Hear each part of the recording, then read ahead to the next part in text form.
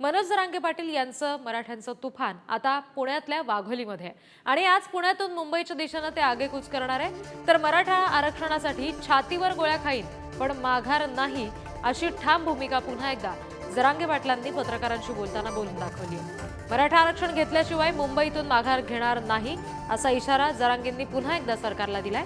पुण्यातल्या वाघोलीमध्ये पहाटे 4 वाजता जरांगेंची जाहीर सभा झाली, तुफान गर्दी त्याला होती आणि आज लोणावळ्यामध्ये मनोज जरांगे आणि मराठा आंदोलनकर्त्यांचा मुक्काम असणार आहे।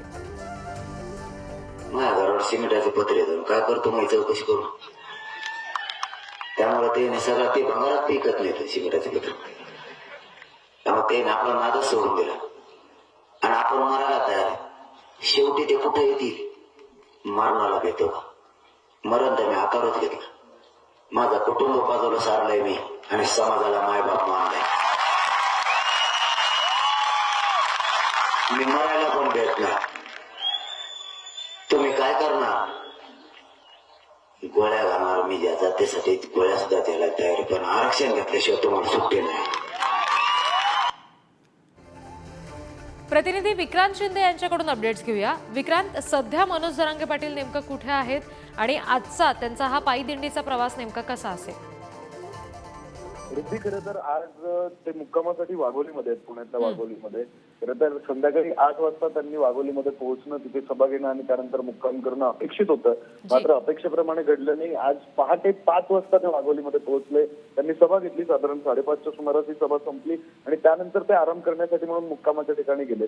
आजचा त्यांचा जो पायी दिंडीचा प्रवास आहे त्याविषयी सांगायचं झालं तर आज त्यांचं दुपारचं जेवण जे आहे ते नियोजित करण्यात आलं पिंपरी चिंचवडमधल्या देहू फाटा इथं, त्यानंतर त्यांचा जो मुक्काम आहे तो लोणावळ्यात असणार आहे।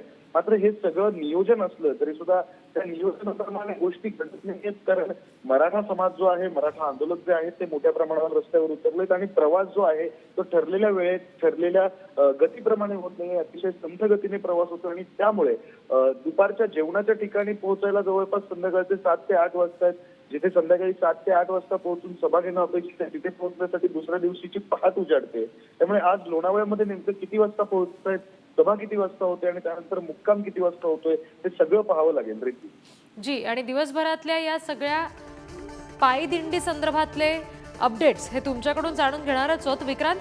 मात्र आज जेव्हा मुंबईकडे पुन्हा एकदा आगेकूच करतील मराठा बांधव आणि त्यांच्यासोबत मनोज जरांगे पाटील, तेव्हा त्या संदर्भातली सभा नेमकी कुठे होणार आहे? मुक्कामासाठी जर ते लोणावळ्यामध्ये असतील तर सभा नेमकी कुठे होईल आणि सध्या त्यांच्यासोबत असलेल्या मराठा आंदोलकांची संख्या अंदाजे आपल्याला सांगता येईल का? रिद्धी, खरं तर त्यांच्या सभेविषयी सांगायचं झालं तर या मुंबईकडे निघालेल्या पायी दिंडीमध्ये ते दिवसाला केवळ 1 सभा घेत आहेत।